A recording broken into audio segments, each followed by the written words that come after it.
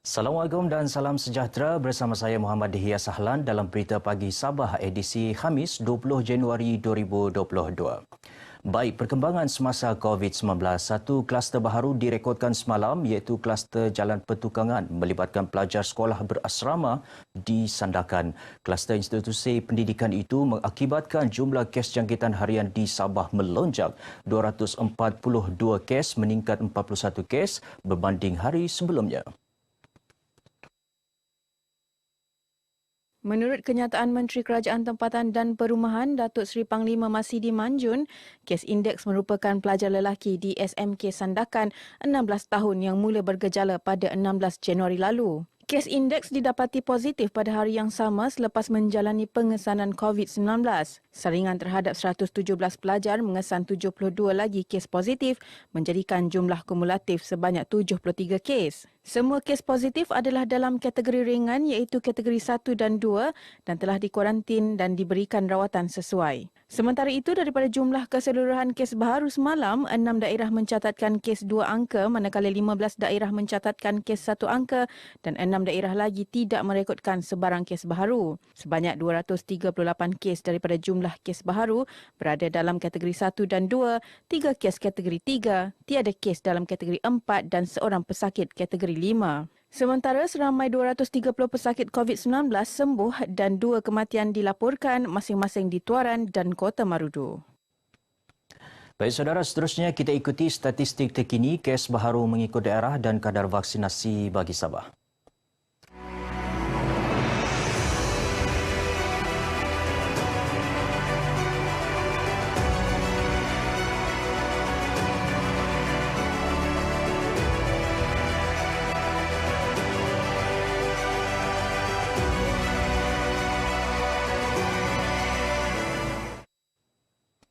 Jabatan Hal Ehwal Agama Islam Negeri Sabah JAINS akan meneruskan jelajah ke seluruh negeri awal bulan depan bagi meninjau keperluan dan mendengar masalah yang dihadapi sekolah khususnya sekolah aliran agama.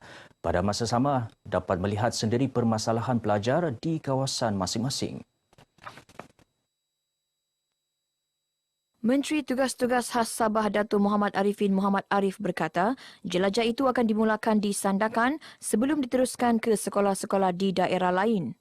Selepas itu ke sebelah pantai barat, sebelah Tawau, Sempurna, Ladatu dan ada satu saja pada tahun lalu daerah tidak sempat kita kunjungi iaitu Tongot. Selebihnya sudah kita jelajahi tetapi kita akan dapatkan dan himpun masalah-masalah mereka. Datuk Muhammad Arifin berkata demikian selepas menghadiri Majlis Penyampaian Bantuan Bakti dan Pelancaran Bantuan Aktiviti PIBG Sabah Bagus, Bantuan Ihsan Sekolah Sabah Bisbah dan Anugerah Kecemerlangan Pendidikan Sabah Aksa 2022 di Kota Kinabalu. Majlis dirasmikan Menteri Kerajaan Tempatan dan Perumahan Datuk Seri Panglima Masidi Manjun mewakili Ketua Menteri Datuk Seri Panglima Haji Jinor.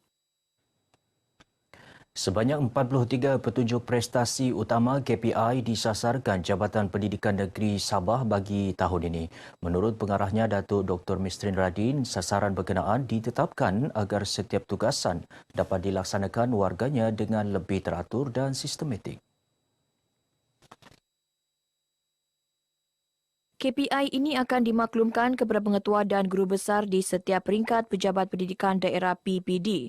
Setiap tahun kita menyediakan KPI untuk Jabatan Pendidikan Negeri Sabah buat untuk setahun lah. Sasaran kita untuk setahun. Tahun ini kita mensasarkan 43 KPI untuk sebagai panduan kita untuk bekerja lah. Beliau ditemui RTM selepas menyampaikan perutusan awal tahun Jabatan Pendidikan Negeri Sabah di Kota Kinabalu. Dalam majlis ini, Datuk Mistrin turut menyampaikan anugerah ikon kepimpinan serta anugerah Kinabalu. Saya berasa syukur, terima kasih atas penghargaan ini dalam servis yang lebih 30 lebih tahun ini sepanjang perjuangan sebagai seorang pendidik. Satu-satunya hadiah dari jabatan ini untuk sebagai satu penghargaan saya sebagai seorang pendidik. Saya memang bangga dengan sangat terharu dengan anugerah ini. Selepas menjadi pengetua hampir 20 tahun. Jadi memang ini satu kejayaan yang sangat membanggakanlah. Rasa syukur kepada Allah Subhanahu Wa Taala kerana diberikan anugerah Kinabalu Gold untuk tahun 2021 lah. Dan saya kira penganugerahan ini berdasarkan beberapa kriteria lah yang telah ditetapkan oleh jabatan. Dan kejayaan itu bukan seorang tetapi keseluruhan lah. Saya merasa begitu gembiralah dan terharu dengan penghargaan daripada Jabatan Pendidikan Negeri Sabah. Anugerah ini sebenarnya hasil kerja kuat semua pihak. Rakyat dinasihati supaya tidak mudah terpengaruh dengan pelbagai retorik politik di sebalik seruan agar Kementerian Kesihatan dan juga Kementerian Pendidikan Negeri diwujudkan di peringkat Kerajaan Sabah. Menteri Kerajaan Tempatan dan Perumahan Datuk Seri Panglima Masidi Manjun berkata, apa yang penting ialah bekerja untuk rakyat termasuk dalam aspek pendidikan dan kesihatan. Menurut Datuk Masidi, kuasa mengurus tadbir pelbagai kementerian termasuk pendidikan dan kesihatan adalah terletak dalam bidang kuasa persekutuan dan mewujudkan Kementerian Pendidikan dan Kesihatan hanya wujud pada nama sahaja. We are that powerful to implement something without the source of power. Just like batu macam Kementerian Kesihatan dulu. Kita ada Kementerian Kesihatan. Tapi pengarah kesihatan lebih banyak kuasa daripada Menteri Kesihatan. So, what do you get? Tiada kan enggak?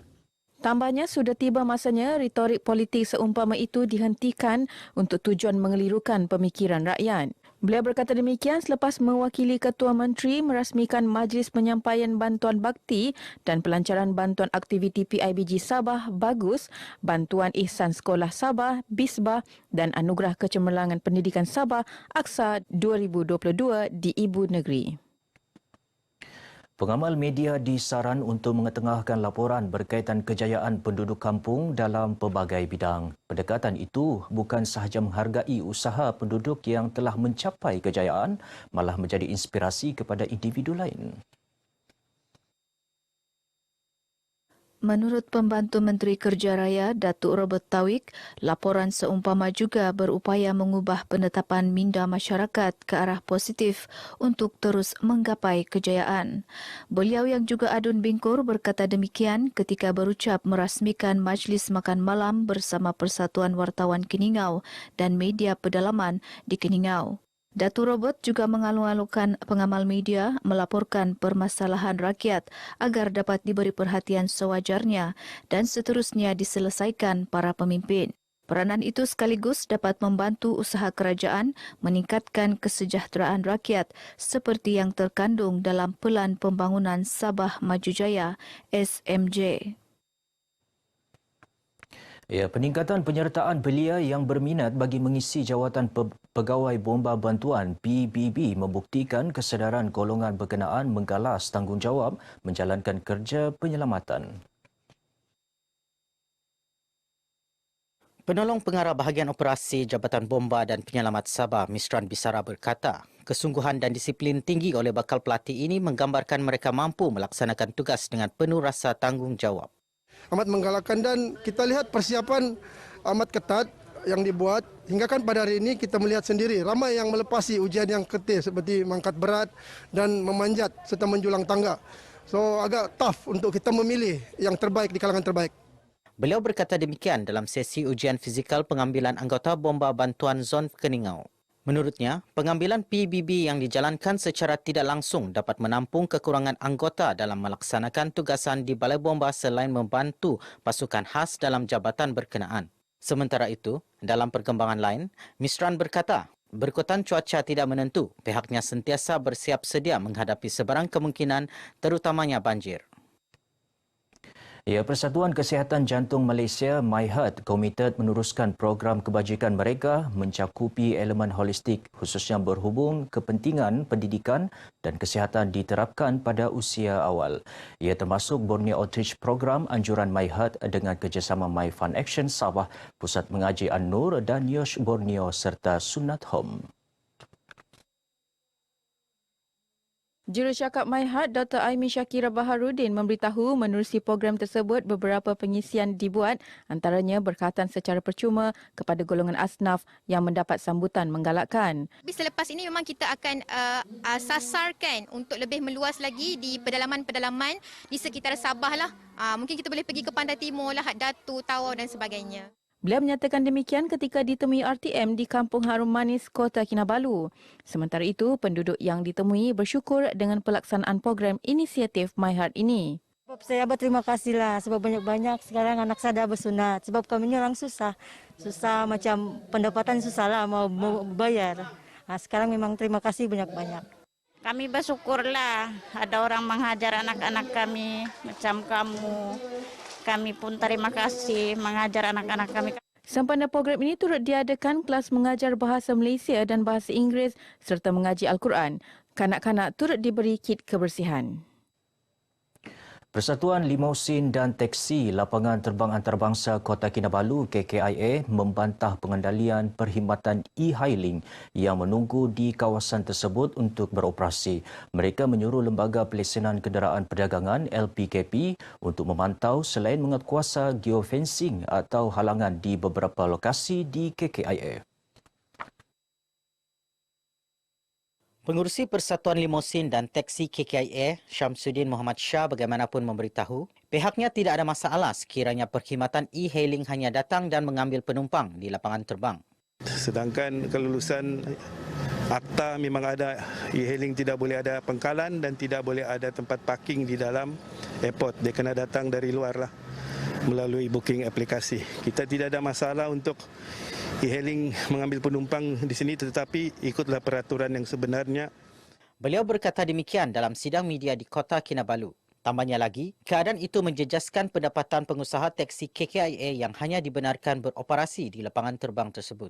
Samsudin menambah, pihaknya turut membantah teksi bandaraya beroperasi di KKIA sekaligus mengganggu pengendali teksi khas KKIA untuk mendapatkan penumpang. Kira-kira 180 pemandu perkhidmatan teksi KKIA yang berdaftar dengan persatuan tersebut. Sementara itu, pihak LPKP ketika dihubungi RTM memaklumkan masih meneliti permasalahan yang disuarakan persatuan berkenaan. Maklum balas akan dikeluarkan dalam masa terdekat.